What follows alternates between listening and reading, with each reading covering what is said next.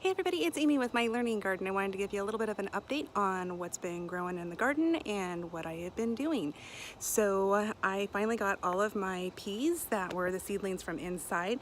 I got them planted, and I have some asparagus that I got planted. I totally meant to do a video on that and just got really excited that I found asparagus. So I went ahead and planted that, and I got potatoes done. So let me give you a quick tour. Here is the peas.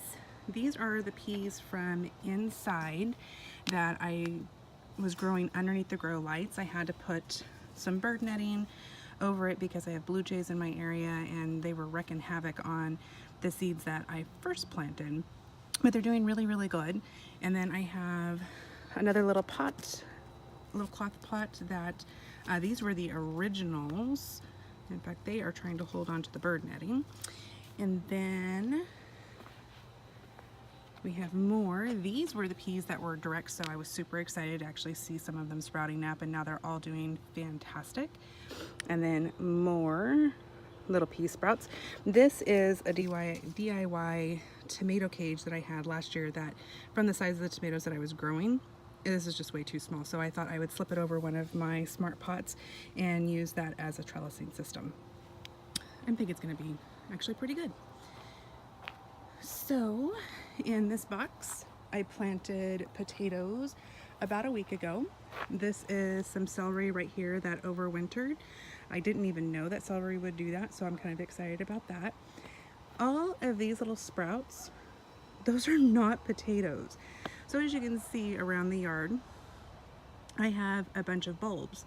When I planted these boxes, I thought I took out all the bulbs, and these die-hard bulbs, I don't even know what they are, literally grew up through 2 feet of dirt, and I don't know what to do with them. It's too late to dig them up because I already have the potatoes planted, so I may have some beautiful flowers along with my potatoes. Not really sure.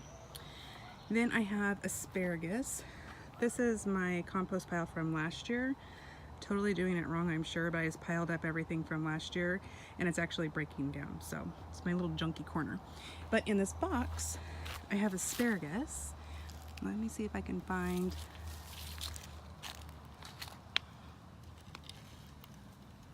that one right there.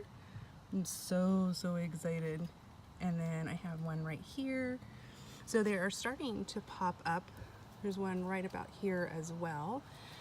So I was really excited when I found asparagus. I always wanted to grow it, and I committed this box. Asparagus you can't just transplant. It's a perennial that you want to find a space that it can literally live for 20-25 years, if not longer. In this box I have beets that I seeded direct sow on February 25th, and then I just planted out 3 different types of radishes. That is a bad Maddie. Bad girl. I saw her up in my boxes. She's never done that, or I can't say never. She didn't do that last year, but she jumped up into my boxes. That one right there literally went potty in it. So I put bird netting over it thinking hopefully that will deter her, but absolutely in shock. Bad Yorkie. You the bad girl. And then right here, I have an artichoke plant. I'm super excited that I found that too. I haven't never planted artichoke or asparagus, so I thought to protect it, we better put that zombie flamingo in there. And then I got the collard greens. These were all collard greens that I started indoor by seed. This was under the red and blue light, so pretty excited. They are doing good. It's still really super cool. We had a nice beautiful day the other day, about 60 degrees, and now it's still going to be cold. Whole another week of rain. I got the Walla Walla onions planted in this planter and in that planter right there. These were all onions and garlic from last year, but these were the seedlings, the different lettuce seedlings that I planted indoors and started under lights. This is the freckled romaine, and it's such a pretty lettuce. Can't wait to start eating on that. And then I have some black seeded Simpson right here, and then this is bib lettuce right here, and then around I think this is the crisp Hansen. So I'm pretty excited about it. I started seeds indoors and things are actually growing. Right here is some cilantro that overwintered from last year. Again, this is my learning garden and I didn't know that cilantro would do that, so I'm kind of letting it go just to see what happens. I also have garlic from last year and then a tiny little thing of chives that I didn't even know that I planted, but I kind of remembered as they started coming up. So I am going to check on these garlic probably in about another month or so to see what they're doing. I don't know what I'm supposed to do, so I need to research that a little bit more. So, but that is a little garden update, some of the seedlings. I did want to show you what's going on in the greenhouse. I moved out the basil and my squash. They're doing fantastic. So let me take you over there. I got some flowers planted this last weekend too, so the greenhouse is getting kind of pretty.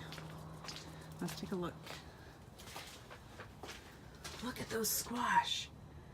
They're doing so much better, and that basil, I don't remember if you from the last video, but it had just teeny tiny leaves and it's really doing fantastic. So I keep all the windows and the doors shut in the greenhouse because it has been so cold.